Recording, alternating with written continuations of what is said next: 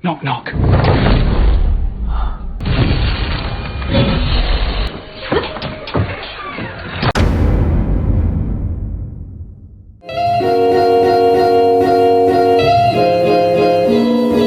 Hey, welcome back to Blast Cinema Channel Kumaha Mangco.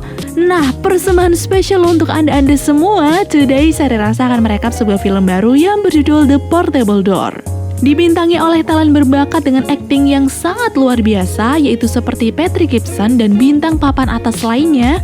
Film ini bercerita tentang seorang pria yang magang di sebuah perusahaan London misterius dengan majikan yang tidak konvensional. Soalnya perusahaan ini menggabungkan dunia sihir kuno dengan praktik perusahaan modern. Penasaran? So, nggak usah cang-cing-cong lagi, langsung aja kita masuk ke alur filmnya, let's go!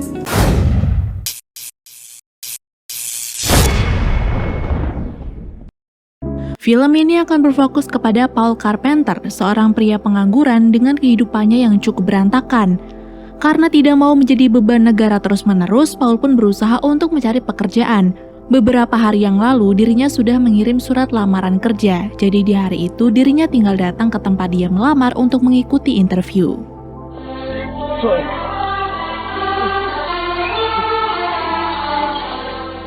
Ketika Paul sampai di lokasi dan mau mengantri dengan pelamar yang lain, tiba-tiba ada seorang bapak-bapak bernama Monty yang mengaku sebagai profesornya dulu ketika Paul berkuliah. Anehnya, Paul tidak ingat kalau dia punya profesor bernama Monty. Di sini, Paul juga menjelaskan kalau mungkin Pak Monty sudah salah orang, tapi bapak itu terus mengajaknya berbicara hingga membuat antriannya semakin panjang. Bye. Sambil mendengus kesal, Paul pun kembali mengambil antrian, tapi tiba-tiba seekor anjing mencuri syal milik Paul dan membawanya pergi dari sana. Capek ngejar-ngejar si anjing, Paul akhirnya menyerah dan berhenti tepat di depan perusahaan kecil yang kebetulan sedang membuka lowongan kerja. Tidak seperti perusahaan-perusahaan yang lain, perusahaan yang ini terlihat tidak konvensional dan misterius. Tapi karena penasaran, Paul memutuskan untuk masuk dan diketahuilah kalau perusahaan itu bernama JW Well & Co. Di dalam sana ternyata sudah ada pelamar lain bernama Sophie. Tapi sama anehnya dengan perusahaan Wells & Co ini, Sophie hanya diam sambil menonton iklan perusahaan di TV. Beberapa saat setelah menunggu, Paul tiba-tiba dipanggil untuk melakukan interview. And always will. Oh, good luck. Just have fun with it. What? Me? Tanpa banyak nanya, Paul langsung masuk. Walau sebenarnya Paul bingung, kenapa orang-orang di sini bisa tahu namanya padahal Paul baru datang dan belum apply pekerjaan. Dihadapkan oleh 4 dewan tertinggi dan CEO perusahaan, Paul diminta untuk menceritakan kehidupannya sehari-hari. Saat Paul menceritakan semuanya dengan begitu detail, termasuk keriuhan tadi pagi dari telat bangun sampai syalnya yang diambil anjing, para dewan terlihat bosan karena cerita itu sama sekali tidak menarik. Tapi ketika Paul memberitahu kalau dirinya terganggu oleh wallpaper dinding yang menyerupai peta kota London, Mr. Wells selaku CEO langsung tertarik dan di waktu juga interview pun berakhir. But mostly he doesn't get to do much. The tube. There's Hyde Park. As soon as you see it, it's like one of those magic eye things. Well, this has been a truly forgettable experience. Selesai melakukan interview di perusahaan misterius itu, Paul pulang ke apartemennya dan bertemu dengan Neville, teman sekamarnya. Ketika Paul akan beristirahat, dirinya kaget saat tahu bahwa Neville ingin pulang kampung dan melanjutkan kuliahnya yang sempat terhenti dengan alasan tidak kunjung mendapatkan pekerjaan. Terjadilah perdebatan karena Neville memberikan kabar secara mendadak. Selain itu, dirinya juga tidak mau tinggal sendirian di apartemen tersebut. Nah, ketika Paul berusaha untuk menghentikan Neville, secara tiba-tiba Paul mendapatkan surat dari perusahaan Wells & Co yang menyatakan kalau Paul diterima bekerja sebagai magang yang dibayar dan besok dirinya sudah bisa mulai bekerja pukul 9 pagi.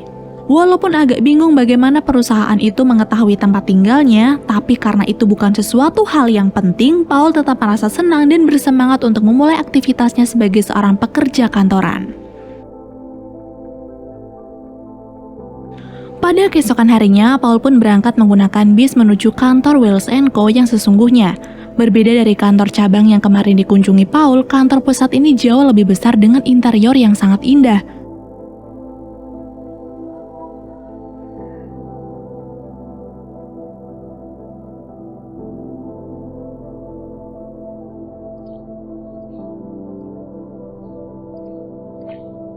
Mr. Roden. Saat masuk pun, Paul langsung disambut oleh resepsionis bernama Rosie sambil menyuguhinya secangkir kopi. Lalu selanjutnya Rosie memanggil Dennis agar beliau mengantarkan Paul menuju ruang kerjanya. I don't suppose you could fill me in on what this company actually got. Follow me. Saat melewati beberapa ruangan, tidak disangka-sangka nih Paul melihat Mr. Monty bekerja di tempat yang sama. Sebenarnya Paul ingin bertanya-tanya, tapi hal itu gagal karena Mr. Dennis langsung menariknya karena Paul harus segera bekerja. Even the tiniest mites that inhabit. Singkat cerita, sampailah Paul di ruang kerjanya, di mana ternyata dia satu ruangan dengan Sophie, wanita aneh yang dia temui kemarin. Nah, karena Sophie tidak menyukai aroma kopi yang sering membuatnya mual, Paul pun terpaksa menghabiskan secangkir kopi panas itu daripada membuat Sophie tidak nyaman.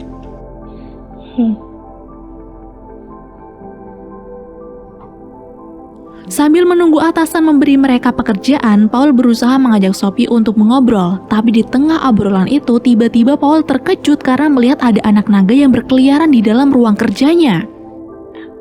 What kind of question is that? Oh, not you. You're obviously talented. And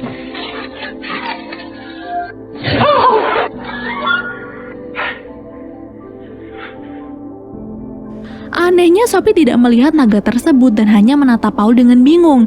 Sampai ketika Paul mencoba untuk mencari keberadaan naga kecil yang sedang bersembunyi itu, Rosie datang untuk memberikan pekerjaan kepada Paul dan Sophie.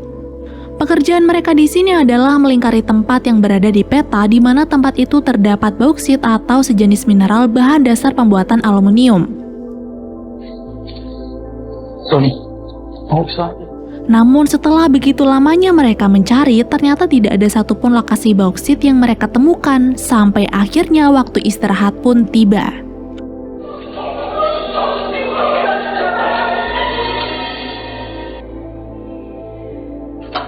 Merasa lelah dengan pekerjaan pertama mereka, Sophie yang cuek dan aneh tiba-tiba mengajak Paul untuk makan siang bersama. Sophie juga berkata bahwa dirinya membutuhkan kopi agar tidak mengantuk. Mendengar itu Paul pun bingung, katanya Sophie nggak suka kopi, kok tiba-tiba dia mau beli kopi sih? Ada apa sebenarnya dengan betina ini?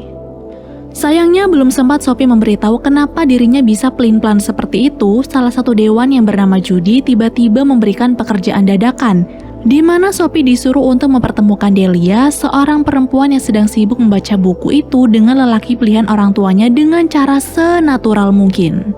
Mendengar itu, Paul dan Sophie bingung dong, gimana coba caranya mereka melakukan hal tersebut.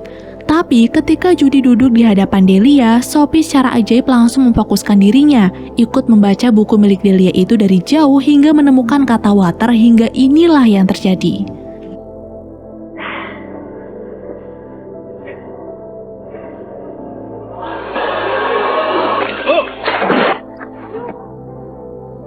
Melihat wanita itu berhasil bertemu dengan si pria pilihan orang tuanya dengan cara senatural mungkin, Judy langsung memuji cara kerja Sophie. Dan di sini baru diketahuilah kalau Sophie punya kelebihan unik tentang penglihatannya, dan mungkin sama seperti Paul yang sering melihat hal-hal aneh yang tidak bisa dilihat oleh orang lain. Atau lebih gampangnya nih, Paul dan Sophie ini adalah paranatural. Anjir belibet aing. Paranatural, sebutan bagi orang-orang yang menggunakan kekuatan indera keenamnya untuk melihat sesuatu. Karena waktu istirahat sudah terbuang cukup banyak, Paul memutuskan untuk makan sandwich di ruangannya saja. Tapi saat dirinya sedang membersihkan remah-remah roti yang berjatuhan, Paul merasa ada energi aneh yang keluar dari tangannya. Di waktu yang sama, Mr. Wells datang menghampirinya karena ternyata dia tidak sengaja melihat keunikan yang tadi dilakukan oleh Paul. Oleh karena itu, Mr. Wells datang untuk membantu hingga ditemukanlah sebuah lokasi yang mereka cari guna menemukan bauksit. Focus your eyes.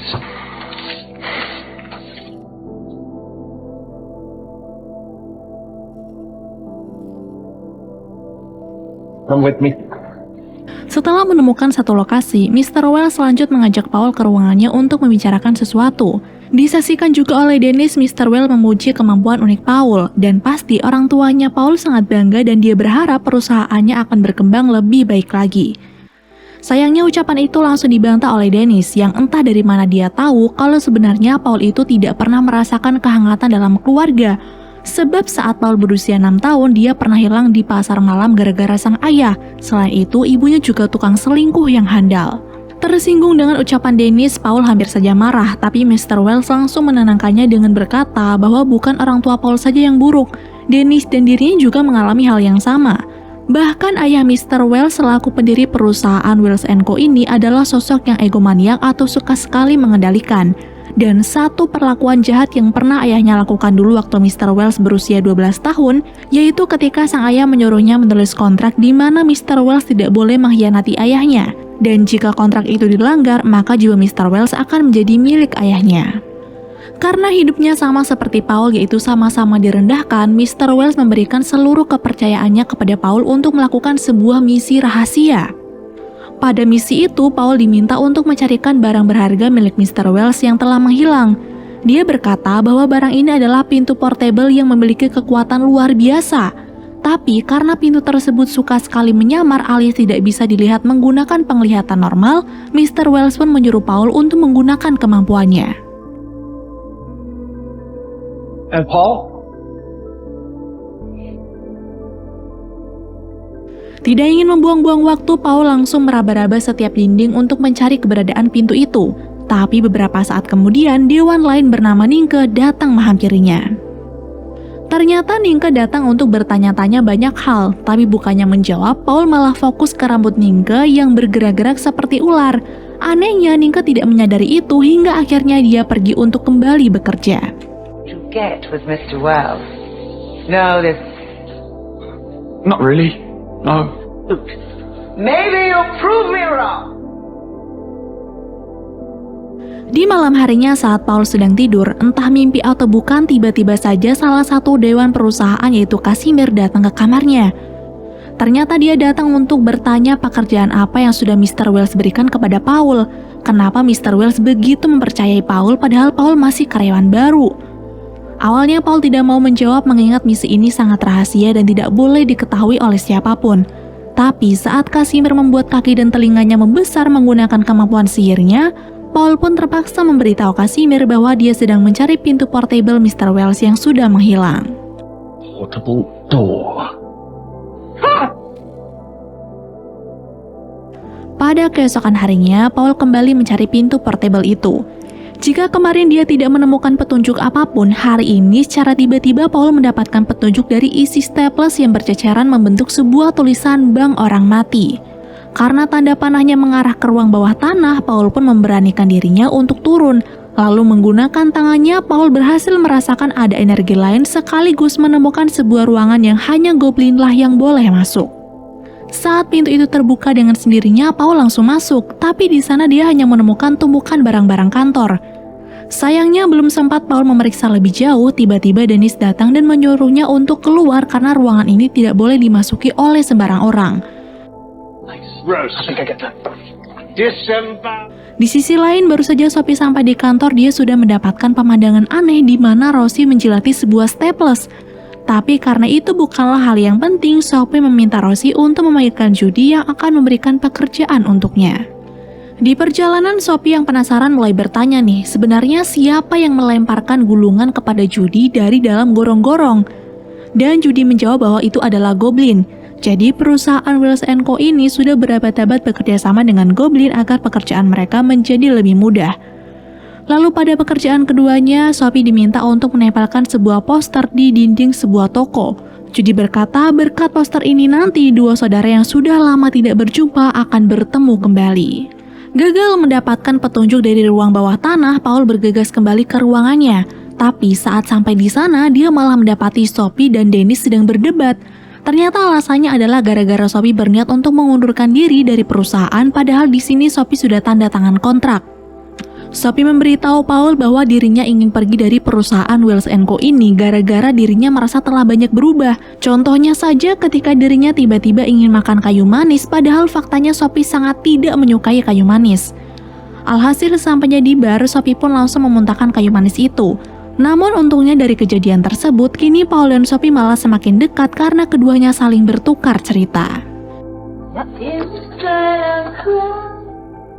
Di hari selanjutnya, Paul memutuskan untuk kembali lagi ke ruang bawah tanah. Tapi sialnya ada Monty yang ditugaskan oleh Dennis untuk menghalangi siapapun yang ingin masuk ke ruang bawah tanah. Mengingat Monty pernah mengaku-ngaku sebagai profesornya dulu waktu di kampus, Paul pun langsung bertanya nih. Dan ternyata Monty hanya menjalankan tugas dari perusahaan, di mana dia harus membuat Paul datang ke perusahaan Wells & Co dengan menggagalkan wawancara Paul hari itu. Nah, setelah mengetahui fakta yang sebenarnya, Paul pun kembali memaksa Monty untuk mengizinkannya masuk. Sampai di bawah, Paul mulai melakukan pencarian dengan lebih teliti, dan saat dirinya menyentuh rak di depannya, tiba-tiba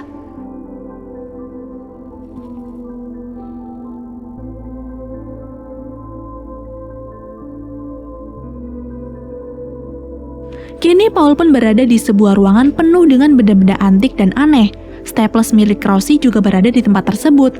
Lalu menggunakan kekuatan di tangan Paul, diketahuilah kalau Staples itu terdapat makhluk menyeramkan atau goblin yang kemarin memberikan petunjuk kepadanya. Walaupun sempat ketakutan karena wujud si goblin ini, Paul berusaha memberanikan dirinya, apalagi dia diberi petunjuk lain mengenai keberadaan pintu portable itu. Selanjutnya, Paul pun kembali meraba-raba sekitar, dan tidak perlu waktu lama, pintu kemana saja itu pun berhasil ditemukan.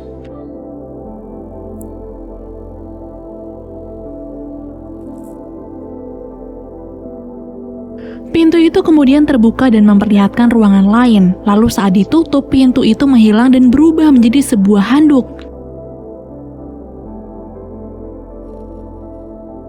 Di ruangan itu, Paul melihat Mr. Wells dan Dennis sedang mempresentasikan barang ciptaan perusahaan kepada para klien, di mana barang ini memperlihatkan rekaman Sophie waktu wawancara kemarin.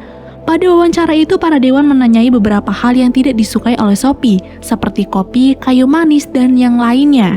Lalu menggunakan trik sihir kuno, dia mempengaruhi Sophie agar menyukai hal yang tidak disukainya itu. Menyadari apa yang dilakukan Mr. Wells adalah suatu penyalahgunaan, Paul bergegas pergi dari sana. Sialnya pintu depan dikunci dan dia harus mencari keberadaan pintu portable itu lagi. Di sini Paul sempat kebingungan nih karena yang dia temukan hanya sebuah handuk. Tapi saat Paul menemukan instruksinya, yaitu dengan mengucapkan knock-knock, pintu itu pun tiba-tiba muncul dan membawa Paul ke supermarket, tempat yang diucapkan oleh Paul sendiri. Is no coincidence. Supermarket. Setelahnya, Paul segera kembali ke kantor untuk memberitahukan semuanya kepada Sophie. Tapi sebelum itu, Paul membuang ID card miliknya dan Sophie terlebih dahulu, karena di benda itulah terdapat kamera yang bisa merekam mereka kapan saja. Nah, karena Sophie masih bingung dengan apa yang dilakukan oleh Paul, Paul langsung menunjukkan handuk itu lalu mengucapkan kata knock-knock.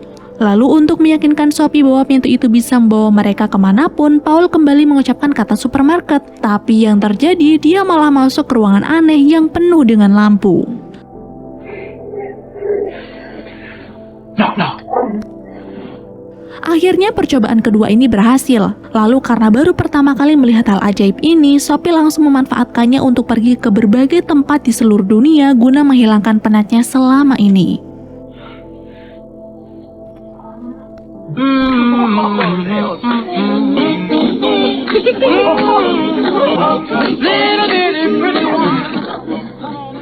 Sejak hari itu, kedekatan antara Sophie dan Paul pun semakin erat. Mereka menikmati keindahan alam di tempat-tempat yang mereka kunjungi. Kebahagiaannya juga bertambah saat beberapa pekerjaannya membuahkan hasil.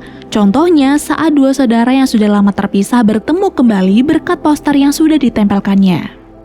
Suatu hari saat keduanya mengunjungi pantai yang sangat indah, Sophie tiba-tiba mengungkapkan perasaannya kepada Paul. Tapi masalahnya gara-gara kontrak kerja di Wells & Co yang sudah ditandatanganinya, Sophie merasa dirinya seperti dikendalikan termasuk perasaan Sophie untuk Paul. Mendengar hal tersebut, Paul mengajak Sophie untuk mencari kontrak itu dan berusaha membalikkan isinya. Walaupun Paul tidak tahu bagaimana caranya, tapi mereka harus mencoba agar Sophie terbebas dari pengaruh sihir perusahaan. You really feel about pies and jazz? No. Sekembalinya mereka ke kantor, tiba-tiba saja Dennis datang untuk berbicara dengan Paul. Tapi melihat Paul berpakaian santai dan sedikit basah, lalu ditambah serpihan kayu yang ada di lantai, Dennis langsung mengetahui kalau Paul pasti sudah menemukan pintu portable itu. Dengan raut wajah tegang, Dennis menyuruh Paul untuk meletakkan handuk itu di depan ruangan Mr. Wells. Lalu setelahnya Paul disuruh untuk pergi sejauh mungkin, atau kalau tidak Mr. Wells pasti akan membunuhnya. Mendengar itu Sophie langsung ketakutan, tapi Paul meyakinkan Sophie bahwa semuanya akan baik-baik saja. Dan yang terpenting di sini adalah mereka harus menemukan kontrak itu dulu, baru setelah itu mereka akan pergi dari sana.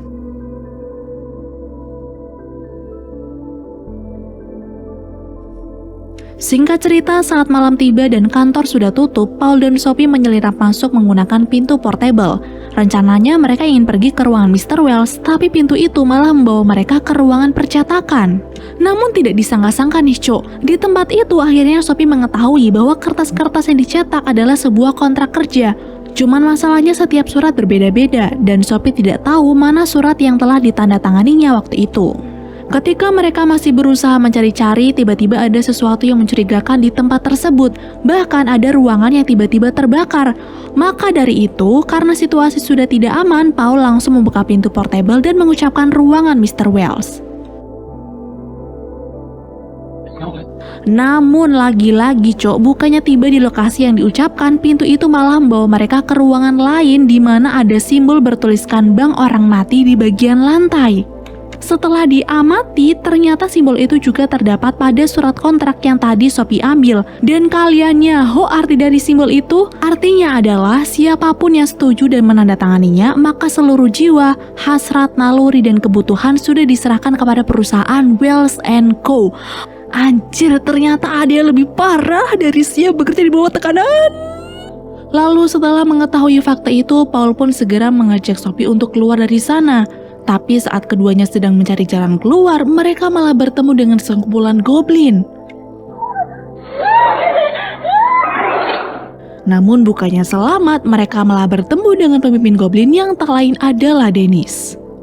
Di sini Dennis bilang, seharusnya Paul mendengarkan sarannya saja. Paul sudah kelewatan batas dan Mr. Wells pasti akan membunuhnya.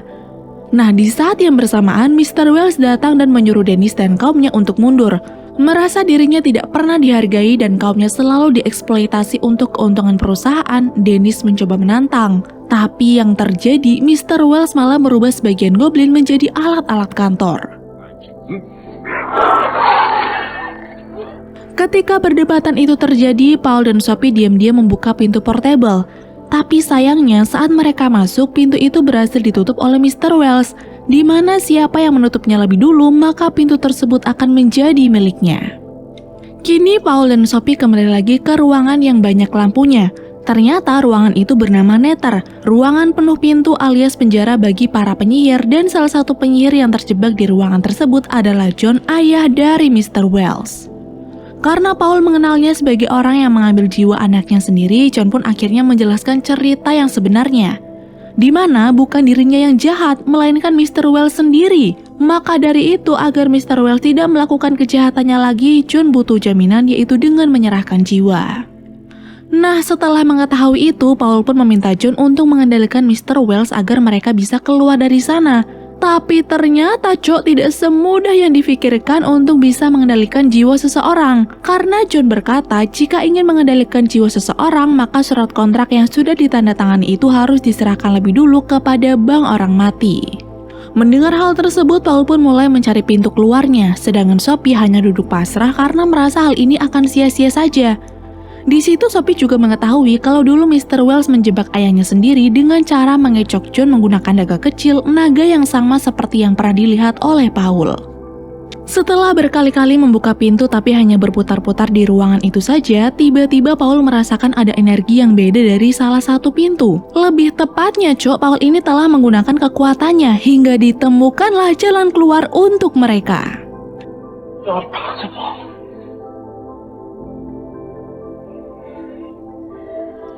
Sekembalinya John ke perusahaan, Rosie langsung menyambutnya dengan hangat. Tapi dia berkata bahwa John akan terlambat karena kini Mr. Wells sudah menyuruh para goblin untuk menyerahkan semua surat kontrak yang ada ke bank orang mati.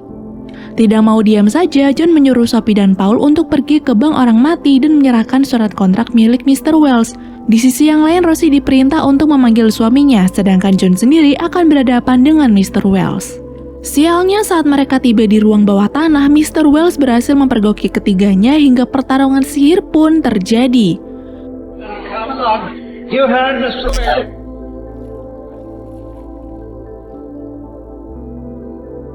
Hello, Father. Ketika ayah dan anak itu saling bertarung, Paul dan Sophie berusaha masuk ke bank orang mati, tapi karena terjatuh, keduanya pun diserang oleh para goblin.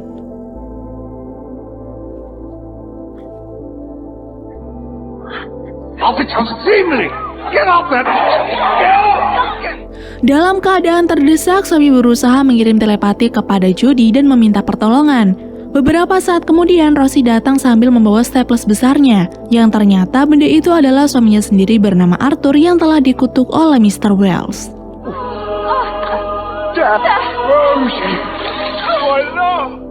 Di sisi yang lain, John kalah karena kekuatannya melemah selepas keluar dari Nether.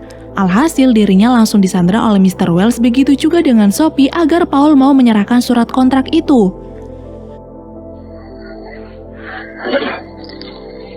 What are you going to do, You'll Humphrey? have to kill us all. Please, Humphrey, stop this. Di saat Paul bingung harus memilih yang mana, untungnya Sophie masih bisa bertelepati dengan Paul.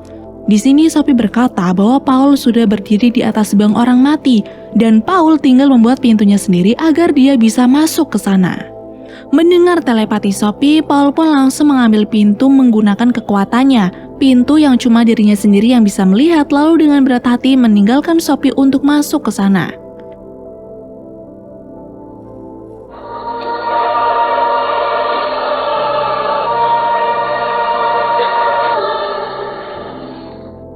Sesampainya di bank orang mati, Paul langsung menyerahkan surat kontrak itu kepada penjaga. Tapi diserahkannya surat tersebut bukan untuk mendapatkan deposit, melainkan ingin bertukar dengan surat kontrak milik Sophie yang tadi baru saja dimasukkan oleh Goblin. Hingga inilah yang terjadi. Setelah kekuatan Mr. Wells dicabut, John langsung menguncinya dan meminta Sophie untuk membuka pintu portable. Awalnya John ragu untuk mengurung anaknya sendiri di Nether, tapi setelah diyakinkan oleh para dewan, John langsung menyuruh Sophie untuk menutup pintunya dan kini dunia pun aman dari kekejaman Mr. Wells. John kemudian mencabut instruksi di handuk itu dengan tujuan agar pintu tidak bisa kembali dibuka. Sophie juga terlihat sedih karena itu artinya Paul tidak bisa kembali lagi. Tapi beberapa saat kemudian ternyata Paul kembali lagi sambil membawa surat kontrak milik Sophie. Setelah keadaan kembali damai, handuk itu kemudian diserahkan kepada housekeeping agar menjadi handuk biasa saja. Sedangkan Sophie dan Paul dipanggil oleh John untuk mendapatkan posisi pekerjaan yang sepantasnya. Dan film pun berakhir.